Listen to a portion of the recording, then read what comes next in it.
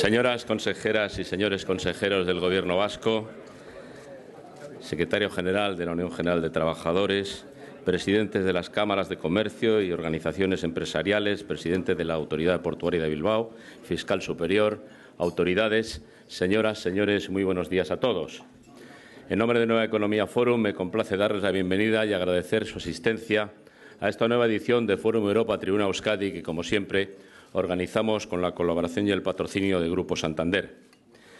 Es un placer para esta tribuna recibir hoy, por primera vez en su condición de consejera de Medio Ambiente y Política Territorial del Gobierno vasco, a Ana Isabel Oregui, que será nuestra ponente invitada de esta mañana. Y es un honor, un placer, recibir de nuevo a quien presidió el Gobierno vasco entre los años 99 y 2009, Juan José Ibarretxe, que hará la presentación de la ponente y del acto. Lehendakari, la tribuna es suya.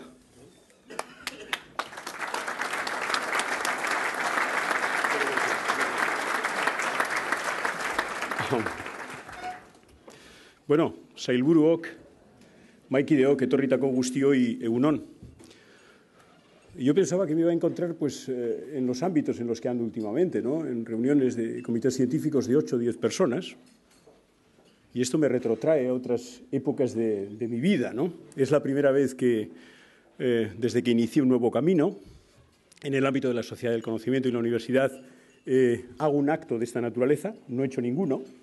Le recordaba a Gonzalo antes que la máxima de mi vida ha sido fundamentalmente entrar y salir sin meter ruido. Y yo soy uno de los ciudadanos cansados, ¿no? De gente que cuando está no sabe estar y cuando se marcha tampoco.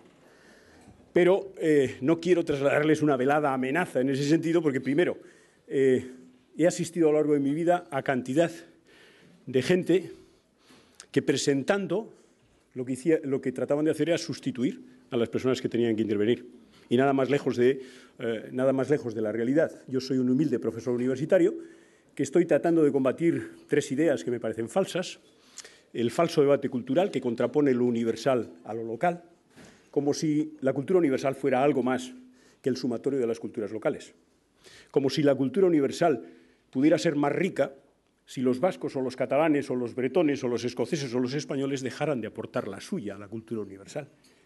Sin embargo, pretendidamente es muy progresista ser ciudadano universal o abrazar la cultura universal frente a lo anticuado que resulta que abracemos nuestras culturas propias y diferentes.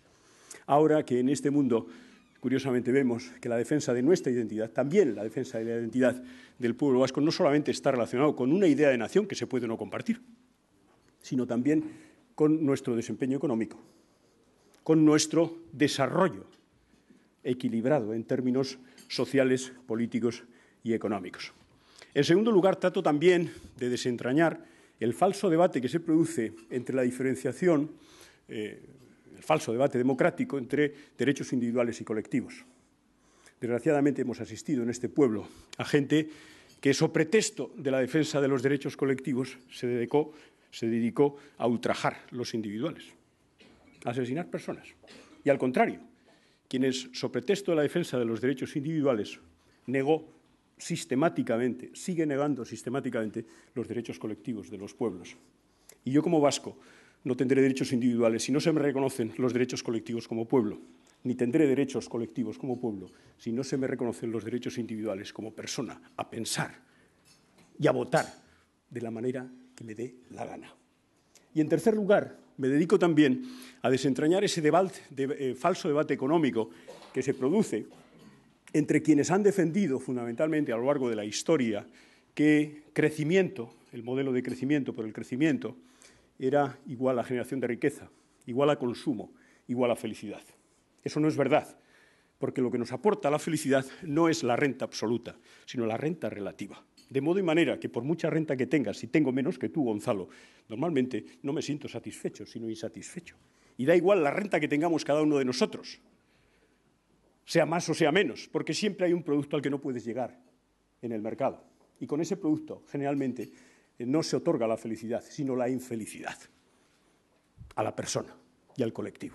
Bueno, ¿eso qué significa? Pues eso significa que en los tiempos actuales todas las decisiones obedecen no a una agenda, que es la que generalmente ha presidido nuestra vida a lo largo de muchos años, que es la agenda económica de la eficiencia, sino fundamentalmente hoy tenemos que tomar todas las decisiones en la empresa, en los gobiernos, en la familia, en base a la gestión de la diversidad de 3 agendas que componen cada una de las decisiones que tomamos. La agenda económica, sí, pero la agenda social y cultural, pero la agenda medioambiental. Y voy llegando a donde quería. Yo, humildemente, soy una persona que tiene una gran mochila ecológica. Voy alrededor de 8 veces a América cada año.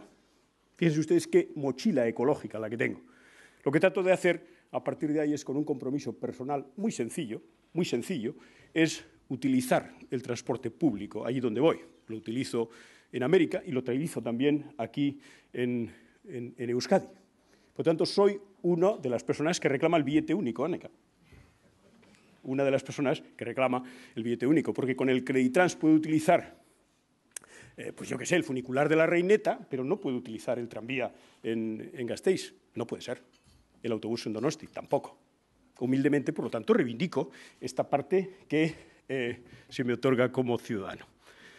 Eta hori da, benetan horretan beak eskatu zian ona etortzeko, hori handia da nietzat, hemen egotia, eta hemen egotia ez ezik, anarekin egon nintzen gobernuan, benetan hori handia izan zen, zurekin lan egitea, urte batzuk, eta jakin behar duzue, zailburuek, jakin behar duzue, benetan erreferente falta dugula geure gizartian.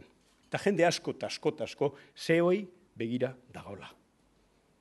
Eta are gehiago, nik izango nuke, jakin behar duzue, zuregan, zeuengan, euskaldun asko, tasko, konfidantza osoa dula. Así que sortona, zure txanda, Ana, zailburua.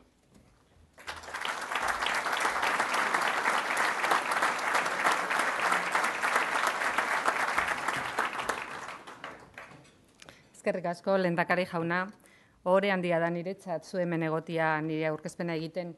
Gogoratzen dut, 3 legealdietan zurekin egindako lana, eta esan beharra daukat nire ibilbide profesionalean oparoenak izan zirela. Exigentzia handia, lan itzela, baina errespetua, beti, eta ilusioa. Bai gure lanarekiko errespetua, bai pertsona eta ideia guztiekiko errespetua. Benetan, lehendakari, eskerrik asko bihotz-bihotzez. Oraingo honetan, espiritu berberarekin etorri gara gobernura. La política territorial tiene muchas facetas, muchos aspectos desde los que estudiar, analizar o debatir. Podríamos hablar de regulación de usos en el territorio, de buen diseño de asentamientos humanos, de política agraria, de conservación de recursos, de protección de patrimonio cultural y natural, de infraestructuras. Pero hoy me gustaría poner de relieve 3 claves fundamentales. El ser humano como eje de nuestras políticas, personas. Por eso el desarrollo es desarrollo humano y si no, no nos sirve. La puesta en valor de nuestro patrimonio natural y cultural, el patrimonio para las personas y para el desarrollo humano y la cooperación. Cooperación entre personas, entre territorios, entre instituciones, entre las instituciones y la sociedad y de este país con el resto del mundo. 7.000 millones de personas en el mundo. Recientemente, en 2012, la humanidad superó la barrera de los 7.000 millones y para algunos esto supuso un gran motivo de preocupación en relación con la capacidad de carga del planeta. Es cierto que la demanda humana de recursos excede la capacidad del planeta desde el año 1980 y la supera en un 20%. En Europa, como media, la huella ecológica duplica esa capacidad y en el ámbito vasco superamos esta media. Ya en 1972, el Club de Roma publicó un entonces muy controvertido informe conocido como Informe Meadows, que ponía en entredicho la capacidad del planeta como soporte del desarrollo al ritmo de aquella época. En 1987, el Informe Brundtland acuñó el concepto de desarrollo sostenible como aquel que satisface las necesidades de las generaciones actuales sin comprometer la satisfacción de las necesidades de las generaciones venideras. Posteriormente, en 1992, la Cumbre de Río consolidó esta idea y la divulgó. 20 años después de aquella Cumbre de Río, podemos decir que hemos interiorizado las ideas y mandatos de la cumbre y que el vector ambiental está presente en nuestras políticas con naturalidad. No quiero esto decir que todo está hecho. Evidentemente hay aciertos y desaciertos en la aplicación de las teorías, pero creo que podemos afirmar que la necesidad de tomar en consideración las implicaciones ambientales de las actividades humanas ha calado en nuestra sociedad. En este punto, quiero hacer un reconocimiento a la empresa vasca y a toda la sociedad por el esfuerzo que han realizado durante estos 20 años en la implementación de medidas, hábitos y simples gestos en beneficio del medio ambiente. Hace ya años que acuñamos el eslogan Zure esku dago, que luego evolucionó a Gure esku dago. Creo que hoy es más necesario que nunca reivindicar el protagonismo de cada uno de nosotros en este reto global. Pero volvamos a los 7.000 millones de habitantes del planeta. El 50% de las personas vive en ciudades y se espera que para el 2050 supere el 80% de la población urbana. Suele decirse que la batalla de la sostenibilidad se librará en las ciudades. Si las ciudades son sostenibles, la especie humana tendrá futuro. Si no lo son, nos enfrentaremos a graves problemas. A veces parece que las ciudades son el origen de los problemas, pero somos muchos los que creemos que realmente son el lugar para construir las soluciones. Son el artefacto más eficiente que ha inventado la especie humana para su convivencia. Sabemos que el modelo que mejor funciona es el modelo compacto, complejo y cohesionado. Los sistemas que dan servicio a nuestra especie adquieren mayor sentido cuando se ubican en ciudades con unos ratios determinados de densidad, compacidad, tamaño u ocupación. Así, somos conscientes que la llamada ciudad mediterránea, aquella que tuvo su origen en el ágora griega o el foro romano, es el modelo a seguir por la planificación urbana presente y futura. En la actualidad, nuestra comunidad, con una población de más de 2 millones de habitantes y sobre una superficie de 7.000 kilómetros cuadrados, tiene una densidad de 300 habitantes por kilómetro cuadrado, lo cual nos sitúa como la región no metropolitana más densa de la Unión Europea. Si tomamos exclusivamente los datos de suelo urbanizado, esta densidad resulta de 5.866 habitantes por kilómetro cuadrado. Centrándome en las tres capitales, les diré que, según los parámetros de buena planificación urbanística, tanto Vitoria como Donostia como Bilbao cumplen los estándares requeridos de densidad, si bien Gasteiz presenta unos ratios preocupantemente bajos en los desarrollos de la última década de los 90 y en los ensanches del siglo XXI. En esta realidad urbana, el modelo territorial es un elemento clave para lograr un desarrollo sostenible, pues sus aportaciones son esenciales para que las políticas sectoriales sean realmente viables y eficaces. Frente al énfasis del crecimiento, se propone recuperar la densidad de los asentamientos, limitar los procesos de expansión de las zonas edificadas y hacer de las iniciativas de renovación y reutilización de espacios construidos el centro de las actividades de futuro. Este enfoque es esencial para la sostenibilidad, pues evita la destrucción de suelos que son soporte para la vegetación y el sector primario, permite mejorar la gestión de los residuos y de recursos estratégicos como el agua, reduce desplazamientos motorizados y favorece el uso de sistemas de transporte colectivo. Aspectos tales como la forma urbana o la localización de determinados usos resultan esenciales para que el transporte colectivo predomine sobre el vehículo privado y se reduzca la necesidad de nuevos viarios. Pero, evidentemente, nuestro territorio no es una simple adición de ciudades y pueblos.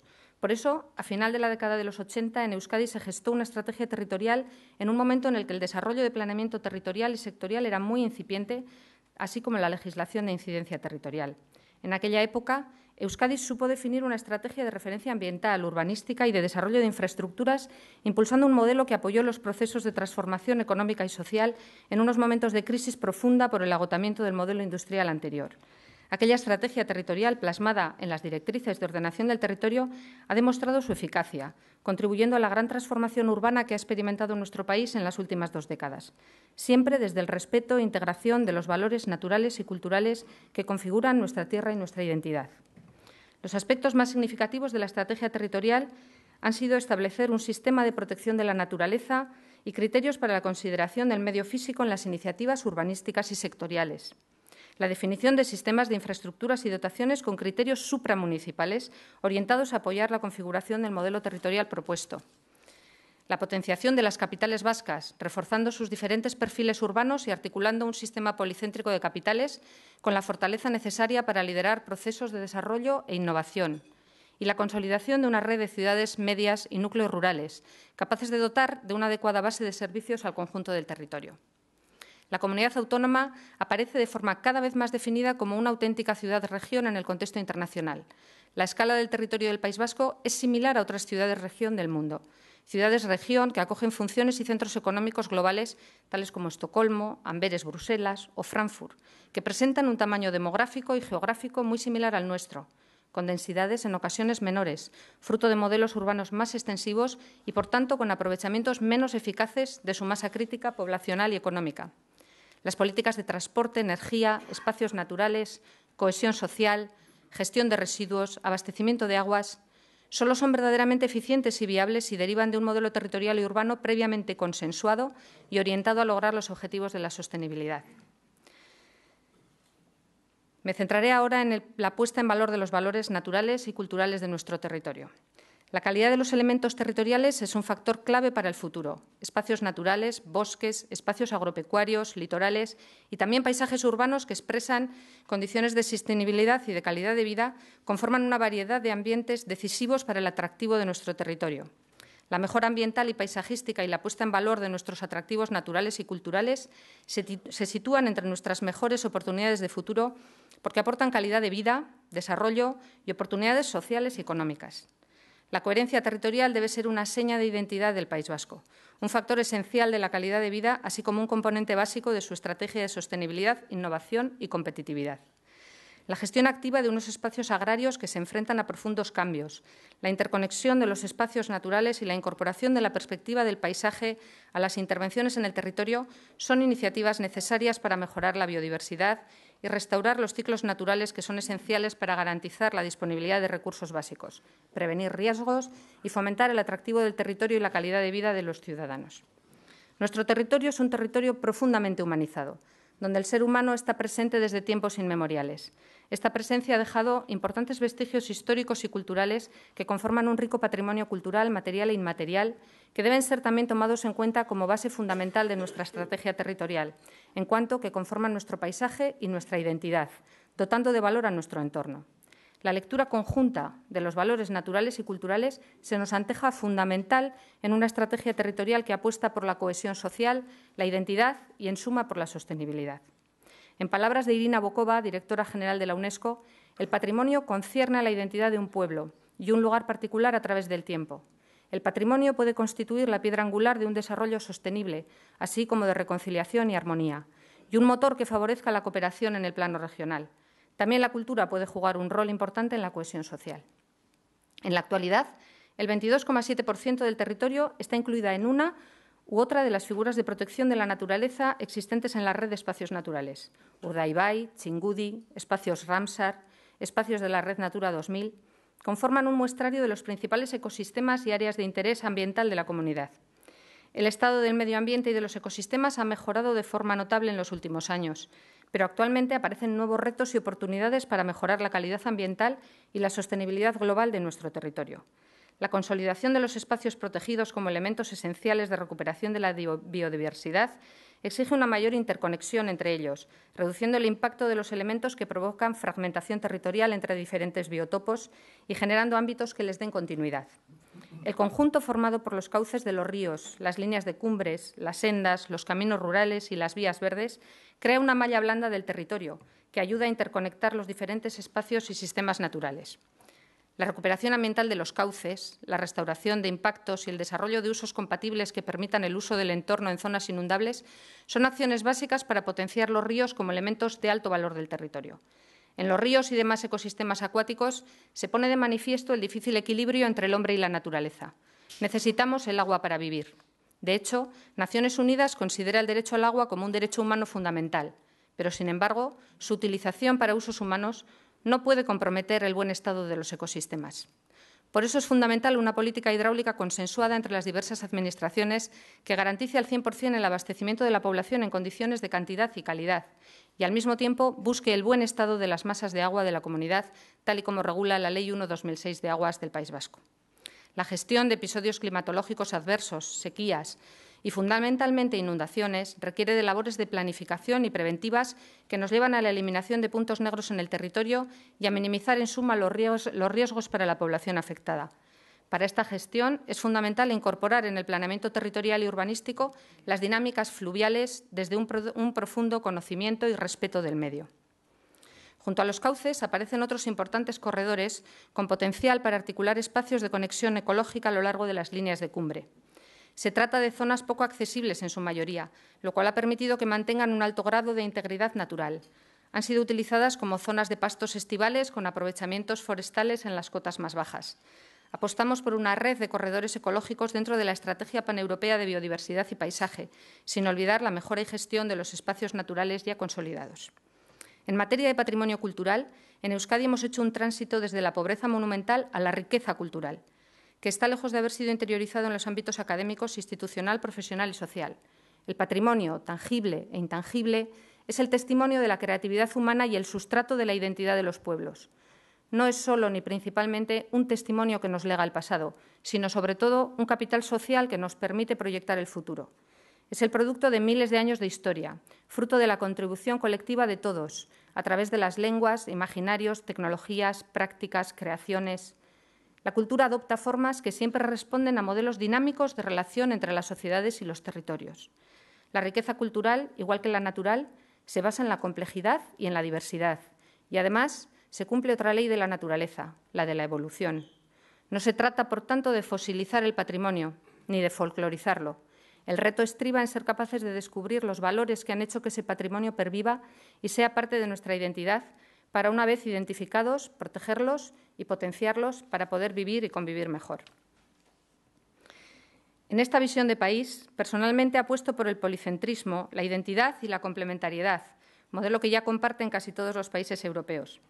El policentrismo dota de fortaleza a cada núcleo a partir de sus propias potencialidades y permite mayores oportunidades al configurar una estructura que en conjunto es más compleja, diversa, innovadora y sostenible que cada elemento por separado. En definitiva, se trata de multiplicar y no solo de sumar.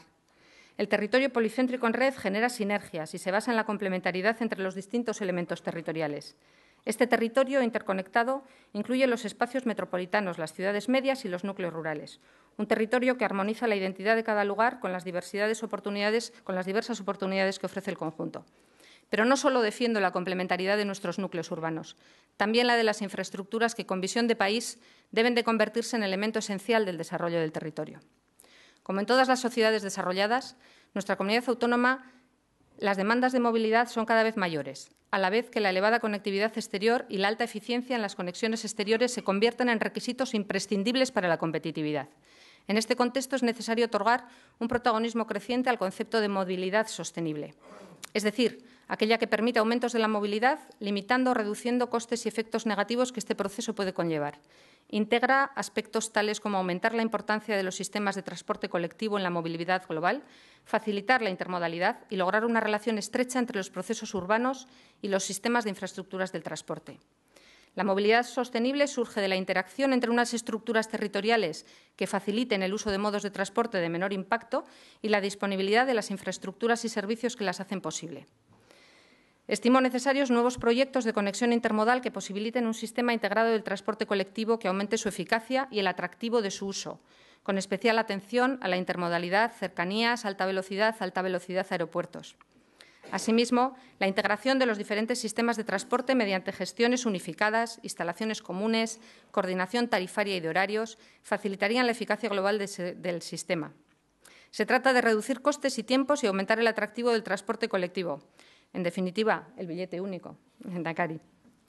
La realización de la nueva red ferroviaria vasca es una prioridad para nuestro país, puesto que constituye un gran proyecto clave para interconectar las principales ciudades del territorio y articular el País Vasco dentro de las principales redes europeas de transporte, tal y como recoge el Libro Blanco del Transporte Europeo y la Estrategia Territorial Europea. Para ello, urge ya definir la entrada de la nueva red ferroviaria en cada una de las 3 capitales vascas. En esta serie de políticas territoriales a las que me estoy refiriendo y a su aplicación en nuestra tierra, la definición de enlaces ferroviarios para viajeros de Doneste a Beovia y para mercancías del puerto de pasajes Lezo hasta La Muga en ancho estándar europeo son 2 actuaciones necesarias, al igual que la habilitación de la travesía surferroviaria hasta el puerto de Bilbao. También estimamos necesaria la complementariedad de los puertos de Bilbao y Pasajes, además de la puesta en valor de los espacios logísticos con ellos relacionados, plataformas en otros territorios, pero que trabajan de una manera conjunta. Bien, es verdad que el momento económico no es bueno, pero hay que recuperar cargas y hemos de adaptarnos a los nuevos mercados. La regeneración de la ría de Bilbao fue una cosa. Lo que precisa la bahía y el puerto de Pasajes es otra diferente. Los tiempos son otros y los problemas son otros. Hay lecciones aprendidas, similitudes en algunas cuestiones y no nos cansaremos de intentar buscar concierto y acuerdo entre las diversas instituciones concernidas para que esta parte del territorio vasco y esta población no quede varada sin alcanzar el futuro. Está claro que la comunicación y el transporte vertebran el territorio. El ferrocarril es una apuesta común de toda Europa y esta tierra, estratégicamente situada en pleno arco atlántico, no podía quedarse fuera de esta arteria que une el sudeste europeo con París y Bruselas. La red vasca de ferrocarril de cercanías también precisaba actuaciones y mejoras, sobre todo en las comarcas de Donostialdea, Rentería e Irún, en la que vive y se mueve casi la mitad de la población de Guipúzcoa, con el añadido aportado por la condición de frontera. También algo parecido ocurre en el Gran Bilbao, que se resolverá en parte con la continuación de la línea 3 del Metro de Bilbao. Y como otra clave de la política territorial en cuanto a movilidad se refiere, los aeropuertos se presentan como una infraestructura esencial para el futuro del País Vasco. Personalmente estimo necesaria la configuración de un sistema aeroportuario vasco que se apoye en la especialización de cada una de las terminales de nuestra comunidad. Se trata de integrar el aeropuerto de Foronda en los sistemas de transporte metropolitano y facilitar su conectividad con los espacios logísticos previstos en el gran polígono industrial y logístico de Júndiz, Álava, Arasur, reforzando su perfil de gran aeropuerto de carga y polo logístico, pero sin perder de vista su potencial como aeropuerto de pasajeros a medio plazo. La movilidad a una escala doméstica o personal requiere también una serie de gestos, cambios de hábitos y formación de nuestras futuras generaciones. Ciudades para el encuentro humano, centros libres de vehículos, desplazamientos en bicicletas, a pie o en bien gestionados transportes públicos. Pero creo que en esto estamos avanzando, aunque a veces parece mentira. Lo vemos aquí, en Abandoibarra o en el Anillo Verde de Vitoria-Gasteiz o en los Bidegorris y recorridos del límite del mar en la zona donostiarra desde Igueldo hasta Ulia. Es tiempo de administrar bien lo que tenemos y de actuar en consecuencia hasta que recuperemos niveles anteriores de desarrollo y bienestar. Nuestro autogobierno ha demostrado que si desde aquí gestionamos bien, nuestro desarrollo será similar al de los pueblos y regiones de la Europa más avanzada. Somos una entidad política que quiere corresponsabilizarse de los grandes retos globales medioambientales y sociales, que puede y debe participar con buenas prácticas en la gobernanza global, donde hoy nos jugamos el desarrollo humano y sostenible, que es ya local y global al mismo tiempo. La estrategia territorial que seguiremos desde el nuevo Ejecutivo Autonómico colaborará sin duda a impulsar el desarrollo del país. Eskerrik asko. Muchas gracias.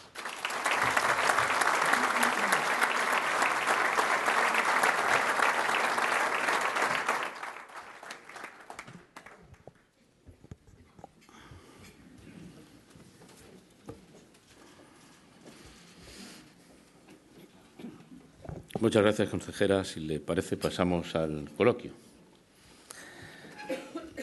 Hay varias cuestiones directamente relacionadas con la situación de crisis económica que atravesamos ya desde hace bastante tiempo.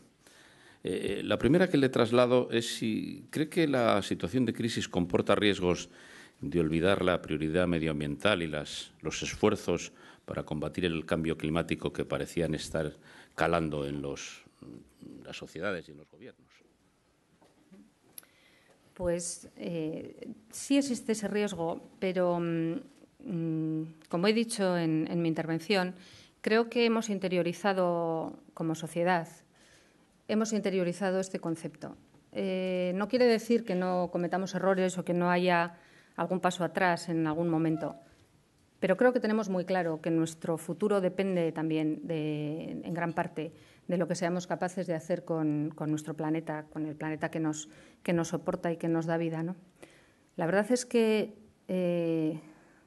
como saben, yo estuve antes en el Gobierno, también en el área de medio ambiente, y solemos decir a otras personas que están también en mi equipo y que compartieron entonces también responsabilidades conmigo, que hemos encontrado una situación muy diferente en cuanto a la presión, en cuanto a la presión social hacia las demandas ambientales.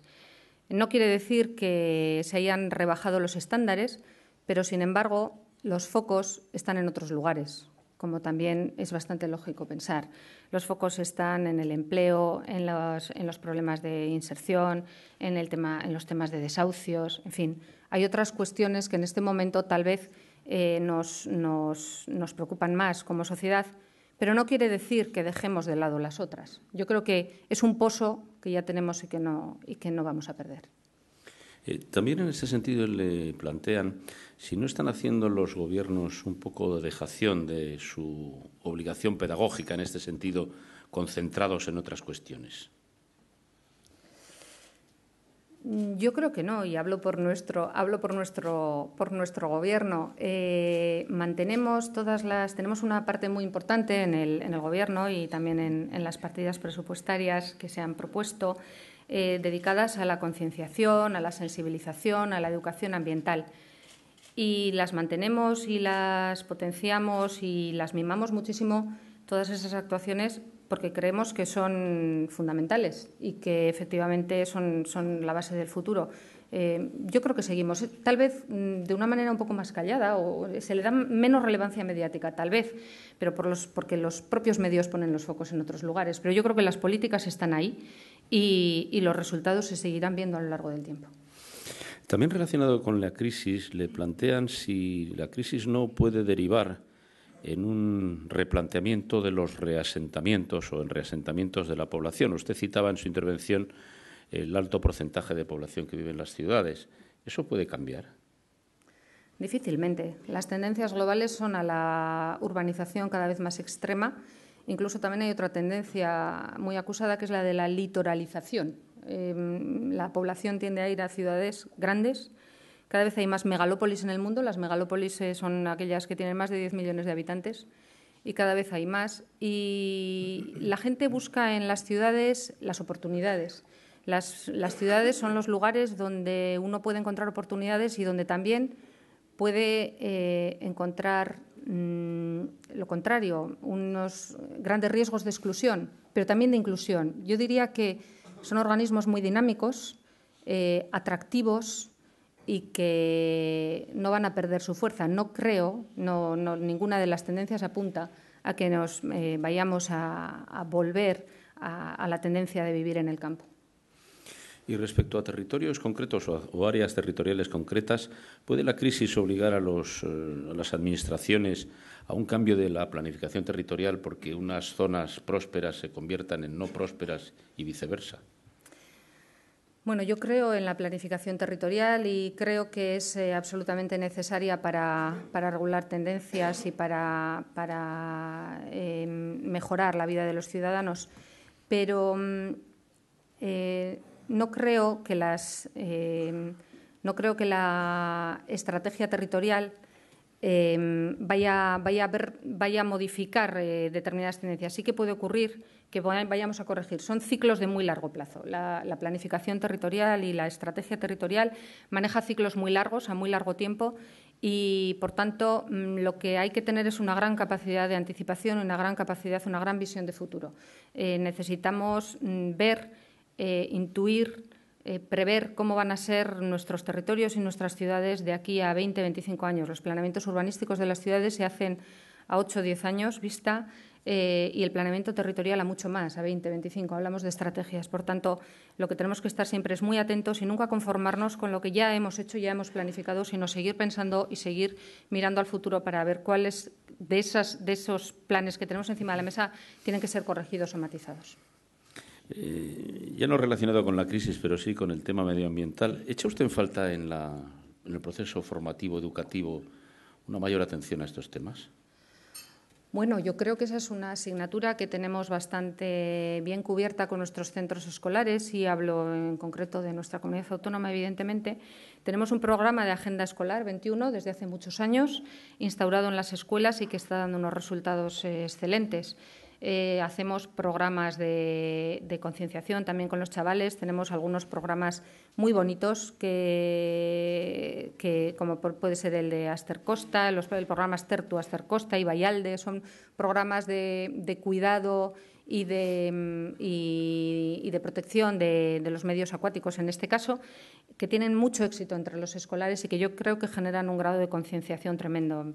Pienso que todos los que tenemos hijos somos conscientes de que la educación en nuestro sistema educativo no tiene en ese sentido nada que ver con la que nosotros recibimos. Yo realmente en esta parte estoy muy contenta. Ha destacado usted en su intervención el papel fundamental de las infraestructuras, y hay bastantes cuestiones relacionadas con ello, algunas genéricas y otras más específicas. Empezando por las genéricas, ¿es inevitable que las infraestructuras sean la primera víctima de la falta de dinero? Bueno, depende de dónde uno ponga las líneas rojas famosas, depende cuáles sean los límites que no se quieran traspasar y depende cuál sea el nivel de recursos disponible. Esto no quiere decir que vayamos dando golpes de timón, sino que se trata de utilizar un tiempo determinado en el que los recursos pueden ser más escasos para repensar o para planificar o para reconducir algunas cuestiones y tenerlas preparadas para el momento en el que realmente los recursos vuelvan a estar disponibles. Tiene su parte buena y tiene su parte mala, evidentemente, pero la falta de disponibilidad de recursos, quiero decir, pero yo no despreciaría la oportunidad de pararnos un poco, tomar aire y ver en el conjunto del país todas las infraestructuras y cuáles son las necesidades que realmente tenemos a futuro.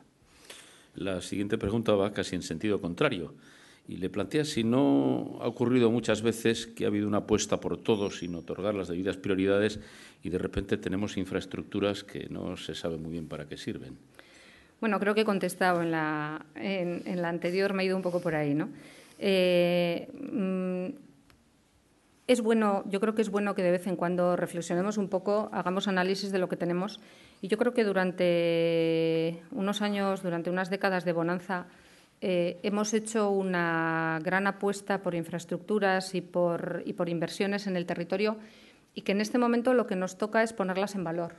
Yo suelo decir ponerlas a trabajar y es verdad. O sea, tenemos en nuestro territorio tenemos un nivel de infraestructuras muy bueno, muy alto en calidad y en cantidad. Tenemos 3 aeropuertos, tenemos 3 puertos comerciales, tenemos todo el resto de red de puertos también deportivos y pesqueros. Tenemos una red de viarios, de autovías, de ferrocarril, el tren de alta velocidad en marcha. Creo que, sinceramente, que la puesta en valor de todo eso de manera coordinada, era lo que intentaba expresar en mi presentación, de manera coordinada, conjunta, hace que multipliquemos y no solo que sumemos. Se trata de poner a trabajar de manera conjunta una plataforma logística que tal vez está infrautilizada con un aeropuerto, con un puerto, con una red ferroviaria y todo eso, aprovechando lo que ya hemos hecho, las inversiones que ya hemos hecho, nos puede poner en un nivel muy alto de desarrollo humano. Pues pasando a cuestiones más concretas todavía, acaba usted de mencionarlo. Le preguntan si, según sus previsiones, se atreve a poner alguna fecha al tren de alta velocidad e incluso llegan a preguntarle si tiene usted alguna idea de cuánto podría costar el billete de Bilbao a Madrid. Bueno, pues no voy a poner fecha, porque luego el titular será la consejera Oregui retrasa o adelanta y no. Yo generalmente lo que suelo hacer es basarme en los proyectos, en los trabajos, en los estudios que tengo encima de la mesa y leo. Entonces, lo que pasa es que a veces lees en voz alta y luego resulta que eres tú el que has atrasado o adelantado determinadas cuestiones. Lo que puedo decir es que las obras que están encomendadas al Gobierno vasco y en concreto a nuestro departamento van muy bien y la última de ellas, como saben, tenemos todos los tramos de la zona guipuzcoana en marcha, o alguno terminado, casi terminado, en marcha, todos ellos licitados, van muy bien. Y el último de ellos dice el proyecto y dice el planning de obra que va a terminar en verano de 2016. Hasta ahí nuestra responsabilidad y hasta ahí lo que yo les puedo decir de primera mano. A partir de esto, decirles que estamos en conversaciones, yo creo que ya lo saben, pero estamos en conversaciones con el Ministerio de Fomento, con el Gobierno español, porque evidentemente el tramo guipuzcoano debe insertarse en una red más amplia y todo el tramo vizcaíno y el tramo alavés y el tramo hacia Burgos dependen del Ministerio de Fomento. Por tanto, trabajamos de manera coordinada con ellos, pero ellos nunca dicen fechas. Por tanto, no voy a ser yo la que diga las fechas que ellos no quieren decir. Y en cuanto al precio del billete, pues tampoco en este momento estoy en disposición de decírselo. Muy bien. Otra pregunta relacionada con el futuro. Le plantean qué futuro le augura al puerto de Pasajes, infraestructura, quien plantea la pregunta considera fundamental para Guipúzcoa y Euskadi. Pues yo también considero fundamental el puerto de Pasajes para Guipúzcoa y para Euskadi. Creo que es una infraestructura de país y creo que debemos de sacarle todo el potencial y hacer que también que colabore con el puerto de Bilbao y el puerto de Bilbao con el puerto de Pasajes, evidentemente. Es algo que parece tan lógico y evidente, pero no se ha hecho nunca. Son organismos autónomos, dependientes del Ministerio, son organismos autónomos del Ministerio de Fomento, a pesar de que es el Gobierno vasco el que nombra a los presidentes, pero siempre han funcionado de manera independiente. Yo creo que en un país como el nuestro, con 2 millones de habitantes, 7.000 kilómetros cuadrados y todos esos datos que les he dado antes, no pueden estar uno de espaldas al otro. Nos vienen de otros lugares y de otros puertos a pedir colaboración, complementariedad con el puerto de Bilbao. ¿Por qué no pasajes? Creo que los dos puertos deben trabajar en conjunto atendiendo a las necesidades de la sociedad vasca en su conjunto y, sobre todo, del empresariado vasco en este caso. ¿Qué tenemos que hacer con el puerto de Pasajes? Pues creo que tenemos que hacer un acuerdo interinstitucional. Tenemos que lograr el acuerdo y la concertación entre todas las administraciones. Tenemos 4 ayuntamientos, una diputación, nuestro Gobierno, el Gobierno español, el organismo autónomo del puerto. Tenemos suficientes instituciones concernidas en este asunto como para sentar las bases de un trabajo colaborativo y concertado. La historia que hemos vivido hasta ahora nos habla de otra cosa. Nos habla de falta de acuerdo, de falta de liderazgo, y eso al final deviene en falta de proyectos concretos para la regeneración de la bahía, falta de resultados concretos, mejor dicho. Yo creo que no debemos de supeditar la regeneración de la bahía de Pasajes al puerto exterior. Creo que la bahía interior debe conservar tráficos portuarios y debe de convivir, creo que se puede, y creo que debe de convivir con los usos urbanos y humanos que hay en su alrededor. También relacionada con el puerto, pero en otro sentido, ¿plantea el Gobierno vasco asumir la ejecución de la variante sur ferroviaria del puerto de Bilbao? Y si se lo plantea, ¿a través de qué fórmula? Pues de momento a través de una encomienda. Estamos trabajando con el Ministerio también en esa línea. Y bueno, pues en los próximos meses iremos viendo cuáles son las fórmulas de colaboración. Le preguntan también si se construirá en esta legislatura la pasante del metro topo de Donostialdea, como prometió el Partido Nacionalista Vasco en su programa electoral. Así dice la pregunta. Bueno, la pasante, las palabras soportan todo. Primero tendremos que ver qué es la pasante, cuál es. Si estamos hablando de un proyecto concreto, a ver, creo que la solución de los sistemas de transportes en la zona de Donostialdea es fundamental. Estamos implicados en ello y estamos realizando desdobles, estamos realizando actuaciones, inversiones que derivarán en la mejora de los servicios a la ciudadanía. Y también estamos analizando cuál es la mejor manera de conexión de estos sistemas dentro de la ciudad de San Sebastián. Si es o no es lo que se ha conocido como la pasante de San Sebastián, un proyecto concreto que estaba encima de la mesa por el Ejecutivo anterior, pues en este momento esa obra es inviable. Esa obra es inviable desde muchos puntos de vista, yo lo explico en otras ocasiones, desde el punto de vista económico, pero también porque no tiene disponibles un montón de autorizaciones y un montón de cuestiones que hubieran hecho en cualquier caso inviable su inicio hasta dentro de mínimo 2 años. Por tanto, creo que hay que analizarlo. Creo que es una obra que se sacó de manera muy precipitada, muy acelerada, que hubiera supuesto que San Sebastián hubiera estado absolutamente levantada en el año 2016, por ejemplo, cuando va a ser la capital cultural. Y bueno, con una serie de repercusiones que no se midieron o que no se tuvieron en consideración a la hora de adjudicarla, y creo que la prudencia y la responsabilidad obligaba a hacer lo que hemos hecho. Pues la última pregunta que le traslado se refiere a una cosa que usted ha mencionado en su intervención, y es su apuesta por el billete único. Le preguntan que para cuándo. Bueno, el billete único es nuestro objetivo de legislatura, es uno de nuestros objetivos de legislatura, y estamos trabajando ya desde la Autoridad Única, desde la Autoridad del Transporte de Euskadi y también desde las autoridades territoriales. Tenemos la Autoridad de Guipúzcoa, que está conformada, y estamos apoyando la conformación de la Autoridad de Transporte de Vizcaya y también de la Autoridad de Transporte de Álava. Las cosas, somos optimistas. Realmente la posibilidad de interconexión entre los sistemas de Vizcaya y de Álava no se nos antoja excesivamente complicada. Son cuestiones también muy técnicas porque suponen adaptación de sistemas informáticos, de canceladoras, etcétera, etcétera. Espero que en breve el Lehendakari Ibarretxe pueda subir a la Reineta y al tranvía de Vitoria con la misma chartela. Muy bien, pues le decía que era la última y lo era. Gonzalo Inenarriti, director de Banco Santander, va a cerrar el acto. Buenos días a todos. Ana Isabel Oregui, consejera. Querido Juan José Ibarretxe, Lehendakari, consejeros, autoridades, señores y señores, amigos todos.